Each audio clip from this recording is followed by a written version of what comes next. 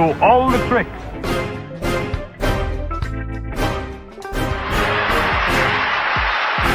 Nobody can pass that ball through the heart of the line. 6. You're trying to put on a show here. Here we go. Here is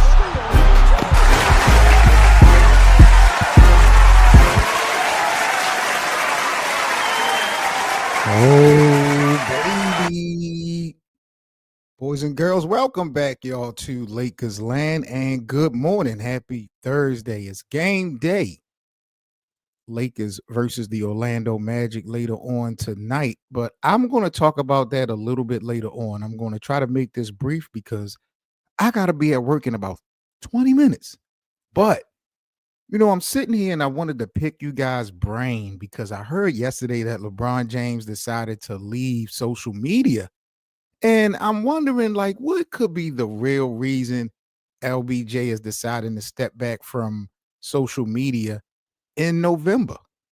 Like, we've seen LeBron go dark 30 before in playoff time, you know, going way back to the days of Cleveland. But I'm wondering, why now would LeBron James, a guy who I feel is mentally tough, a guy who's went through all the ups and downs through this 22-year season, why would LeBron James all of a sudden want to chill and fall back from social media?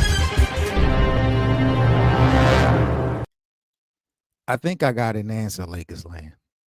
I think I got an answer. Now, I'm going to go out on a limb on this one, and I'm going to say Bronny James. Yes, his son. I think Bronny James is the reason LeBron has opted to not deal with social media right now, because it's been a given. Yes, I seen the tweet that LeBron had retweeted about how society is, how media uses so much negative to create their content, things of that nature. And LeBron kind of co-signed that, and that's when he kind of followed up with him falling back from social media. But my thing is this. LeBron James have been in the NBA for 22 seasons. This is not the first season that the media has been negative or been doing dirty or just creating all types of wild content. So I don't believe that LeBron James, whose name is always in headlines all his career, I don't believe that what the media says about him, how much hatred that they do towards him is a problem. I think that that's cap. What I do feel is that what's happening with his son, the criticism, the judgment that we are getting in all elements, from the fans to the media to the players to former players, that might be a little bit too much for LeBron to bear and focus on at the same time. This is a new monster. Even though LeBron James has been into the league for 2 decades, this is a new monster that LeBron James has been dealing with. And we watching Bronny James in real time go down to the South Bay Lakers in the G League. And honestly, we're not seeing any difference from the developmental league and being in the regular rotation of Coach JJ Redick. There's nothing there really that we're seeing from Bronny James. And I think that the writing is more and more becoming apparent on the wall. And I feel like LeBron, just because he's never experienced, he's going to be protective of his family. And I'm pretty sure, you know, Rich Paul, that whole team is kind of managed to engage Bronny how to deal with social media, as far as, you know, dealing with the comments and the fans' responses and stuff like that. But I think that this is taking a toll on LeBron James, and he's trying to get a grip on it sooner than later by staying away from it. Because if we're talking about him, there's nothing bad you can say about LeBron James, especially this season. He's playing out of his mind. And again, LeBron has been in the league for 22 seasons. There's nothing that the media doing. There's nothing that content creators are doing right now, no matter how negative it is, that's brand new to LeBron. So that wouldn't make LeBron, you know, dumb down being on social media. If things were going great for Bronny James right now, do y'all think LeBron James would actually be leaving social media? Bro, I don't want to be disrespectful at all, Lakers land, but Dalton Connect looks like the stepson of LeBron James out there on the basketball court, bro. LeBron looks like a proud father when Dalton Connect is out on that basketball court doing this thing. Am I tripping? Do y'all not see it? And this is no shot at Bronny, but I'm just thinking like, damn, I wonder how LeBron is managing the criticism of the fans, the media, the players, the former players, coaches, when it comes to his son, because LeBron can't save Bronny anymore. He can't. And now that Bronny has kind of separated himself and being in the G League and he's not really performing like you would expect, like what can LeBron do? And it's like any criticism towards Bronny James dependent could be warranted and deservingly so. I don't know if LeBron is mentally ready to deal with that. Watching people in real time disrespect and talk down on his son and him not, clap back. John Wick, I think it's because of Bronny, bro. I think it's because of Bronny. I think the lack of progression that Bronny is showing in the G League, all the criticism that Bronny James have gotten from every element of the NBA community. I think that LeBron wants to separate himself from that criticism. I don't know if he's going to take time out to really lock in with his son and try to get some things together behind the scenes, but there's nothing that LeBron James haven't seen in these last 22 years in the media that would make him or made him leave social media before, other than going dark 30 in the playoff run. Like he's done that before in the playoffs. But right now, this is a completely new monster that I feel like LeBron James is tackling with his son being on a basketball court. And it's just not working. And like I say, LeBron can take anybody disrespect. Well, I'm not going to say he can take the disrespect of him, but he can take the criticism of him. I don't know if LeBron can sit up there as a human being, as a father, take all the criticism that he gets on a day-to-day and pretty much have it doubled when we're talking about your son. So I think maybe that's the reason that LeBron kind of fall back from social media. I don't think that is necessarily because of the negative storylines that the media push and paint. I think it's the criticism of his son, and his son play is not making things better. So I don't, and this is the thing. LeBron might not be paying attention to the YouTube channels because again, LeBron is mentally tough. LeBron is a superstar. His name, he's been vilified since coming out of high school. Like he understands that. But LeBron has never dealt with that with his kid. That's why I said this is a whole new monster. And it's not just YouTube comments. I'm not talking about just the fans. Everybody, how many months have we been in for the NBA regular season? We're only into the second month of the regular season. The NBA draft was just in April. Everybody and their mother has had something to say about Bronny James, and rightfully so. Fans, former players, current players, GMs, teammates, opponents, every content creators.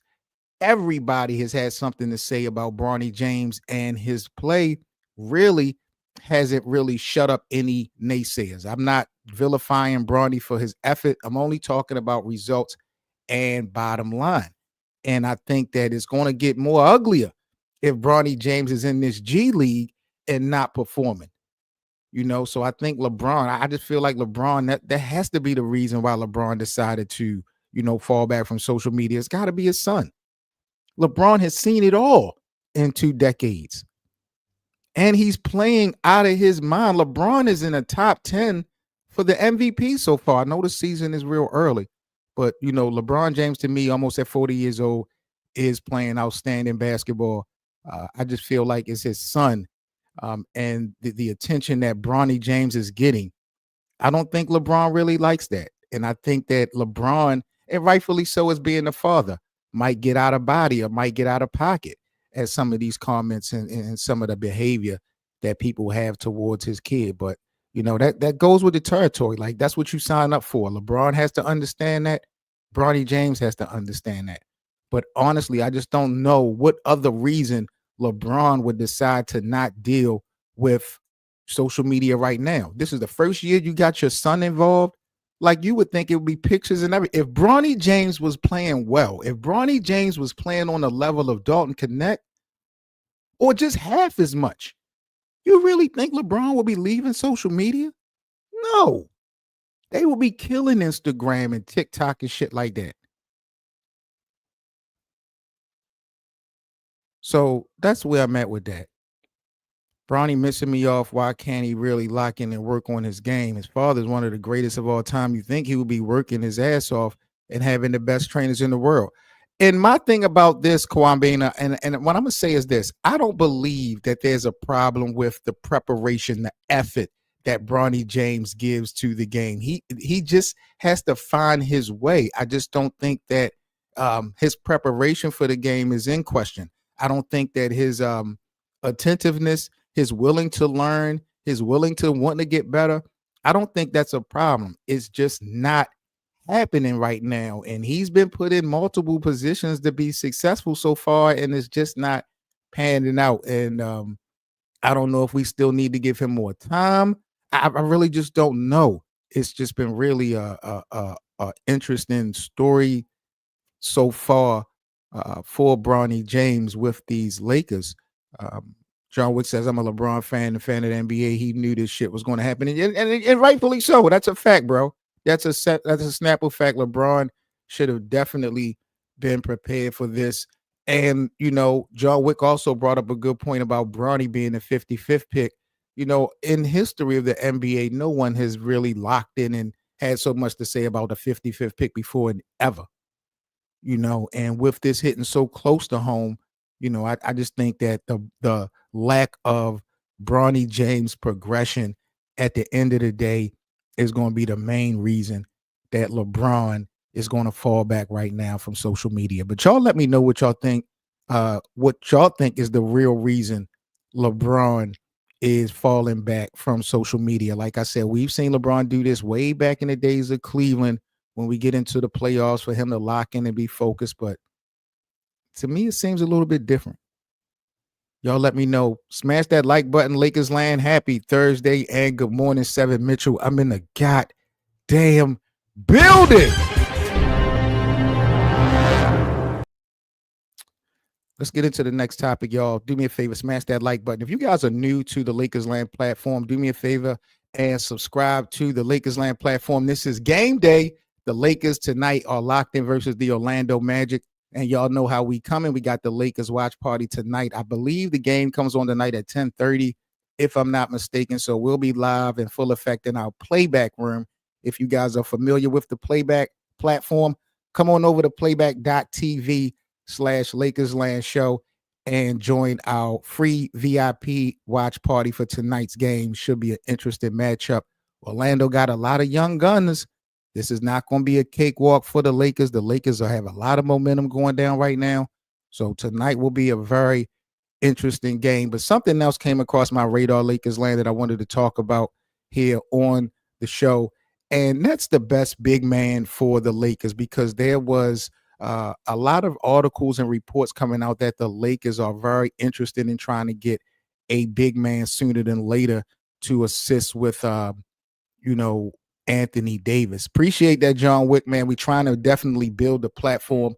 So I definitely thank all you guys for supporting and subscribing to Lakers Land. We got a lot of Lakers content we're going to be bringing to you guys. Open panels. We got all types of shit coming for you guys. So thank you guys so much for the support. And we are definitely growing. We just over 6,000 subs last week. So we're moving and we grooving. Appreciate you guys for all the support. Make sure if you guys want to help grow this platform, we have our super chat options as well as our Cash App options, man. Thank you guys as always. And also become a member of the Lakers Land platform. We have members only content as well as exclusive merchandise, discounts, giveaways, all types of stuff for our members. And this month we're running a promotion for only 99 cents. If you want to become a member of the channel, you can do so for only 99 cents this month. Shout out to you guys. Who would be the best big man for these Lakers in your opinion? Because there are a lot of options out there, I believe. Miles Turner, John Wick says, will be a good look for the Lakers. Interesting, interesting. I was kind of hoping that Miles Turner would have been in a Lakers uniform back when we actually wound up getting Russell Westbrook. Remember, the Lakers almost really had a deal done for Buddy Hield and Miles Turner, but opted to go with Russell Dan Westbrook, which was kind of bogus to me.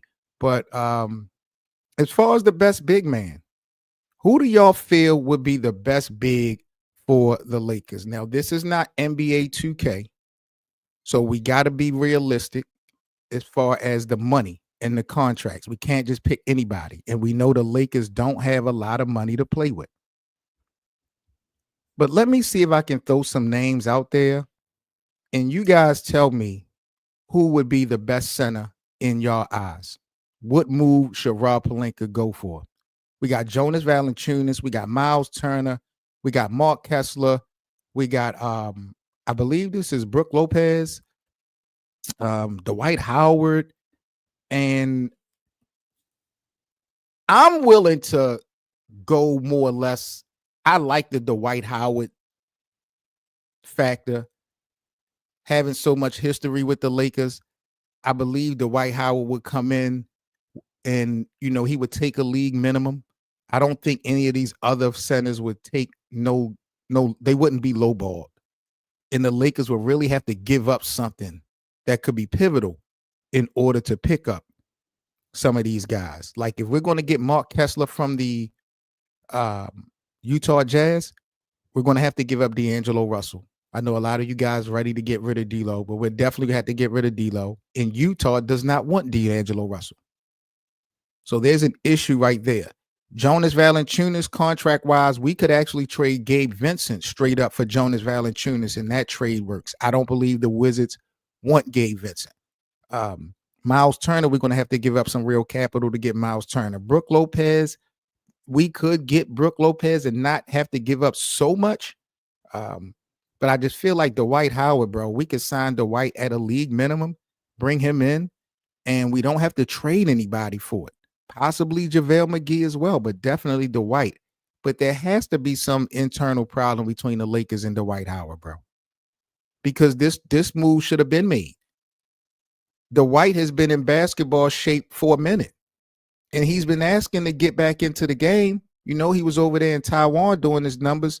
So to me, it has to be something going on with Dwight and this Lakers organization, and the reason they have not just went on ahead and brought Dwight Howard back because the Lakers have needed help in the front court for the longest time. And now we got reports that, Christian Wood is out for 4 weeks. Vando, he's not going to be evaluated for another few weeks. And Jackson Hayes, he's out for another week. Like, we're putting so much on Anthony Davis, and it's not even funny. So, Dwight Howard, I'm not saying Dwight could come in and be Superman and none of that type of stuff. I just feel like for the assignment of getting Anthony Davis back in his true position of the 4 and LeBron James in his true position of the small forward, I think Dwight Howard will be a great fit just to bring in if we could afford it and just, run it for the rest of the year. I'm not trying to build a culture around, Dwight Howard, but to me, I think that will be the best chance because you're not having to give up anything. And if it doesn't work with Dwight early before the trade deadline, you haven't given up any of your trade pieces. You still got Rui and D'Lo and the rest of the guys. So you still have an opportunity to get another big if the Dwight Howard experience doesn't work. But they would need to really jump on that, I believe, sooner than later. But y'all let me know, Lakers land, what y'all think who would be the best fit as far as a big man for these specific Lakers.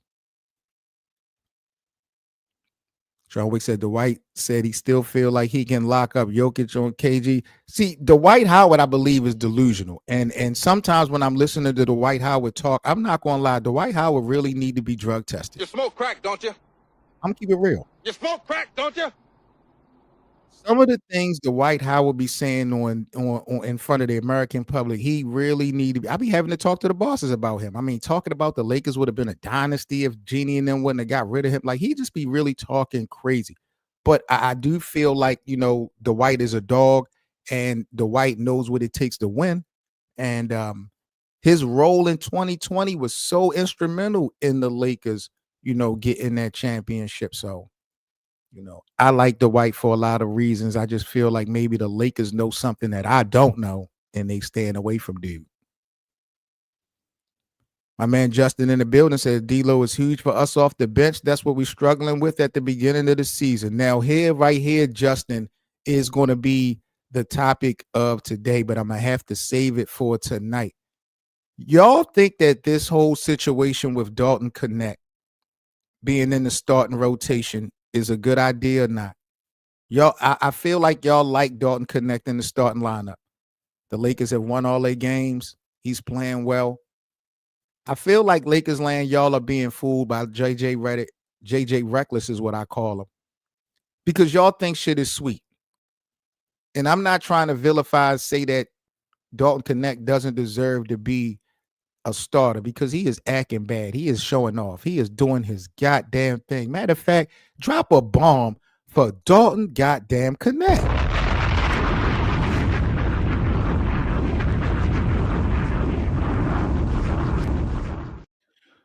But y'all think that D'Angelo Russell is going to be good? Fuck what niggas are saying right now.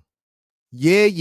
D'Lo is embracing coming off the bench, and JJ Redick is giving him praise. Fuck all that shit. I ain't jacking none of that shit. If y'all think that D'Angelo Russell is going to be good with coming off of the damn bench for the Los Angeles Lakers for a damn rookie or for Cam Reddish, y'all are going to be very mistaken. I promise you, this shit is going to blow up and it's going to get more uglier than it gets prettier sooner than later. I don't care anything about D'Lo because D'Lo right now is faking the funk. He's trying to be professional and remain professional. He know all eyes are on D'Lo and his behavior. He apologized in the offseason about how disengaged he was at times last year in his behavior and mental. And we just know the mental and the behavior history that D'Angelo Russell had, especially under the Lakers' watch. Now, the same guy, D'Angelo Russell, who JJ Redick admitted to being the player who he talked to the most over the summer. JJ Redick said on media day that D'Angelo Russell was the player that he talked to the most this whole summer. I felt like that's because LeBron, AD, and Roy was in the Olympics, but he said D'Angelo was the person he talked to the most the whole summer. You really think a conversation came into play about D'Angelo Russell coming off of the damn bench? Hell no. Hell no. Hell no.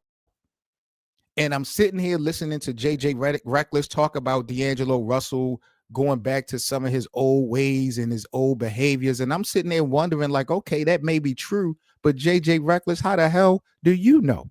How the hell do you know what the past behaviors were like in the locker room for D'Angelo Russell? You wasn't here. You just getting here. So what that let me know is somebody on this team is talking about D'Angelo Russell behind his back to JJ Redick. My God. Y'all don't want to get me started with this D'Angelo Russell shit because it's starting to piss me off and I'm about to cuss. Lakers land, I'm about to cuss. Y'all bring up D'Lo and I'm about to cuss because I'm telling y'all, this shit is not sweet. And he's sitting up there front and now just trying to play good as a professional. This is nasty. This is nasty. But shout out to Dalton Connect. He's doing his thing as a starter. I don't like Dalton Connect starting for the remainder of the season. I'm gonna keep it real. I feel like our second unit is so weak. We need the firepower coming off the bench. But right now, because Rui is down, I totally understand, Dalton coming in, starting, and he's doing his thing. So shout out to Dalton. Shout out to D'Lo. Shout out to the Lakers and shout out to you guys. I'm Seven Mitchell, and I am about to get up out of here. I got to be to work in about 5 minutes. I'm going to be so late. Make sure y'all join me tonight for the Lakers versus Magic. We're live in our playback room. That's playback.tv/LakersLand Show. Game come on tonight, 10:30 p.m. Eastern, I believe. We still got some free VIP passes to give. So if you guys want to come and kick it and watch the game with us tonight, come on over to our playback room, and I'll see you guys tonight. Stay safe. Shout out to everybody that was in the live chat this morning. TP, The Perspective, John Wick. Big up to you guys. Stay safe. Happy Thursday. Shout out to my guy Justin and Qua. Big up to y'all. I'll catch y'all later on here on the Lakers Land Show. I'm out. Peace, y'all.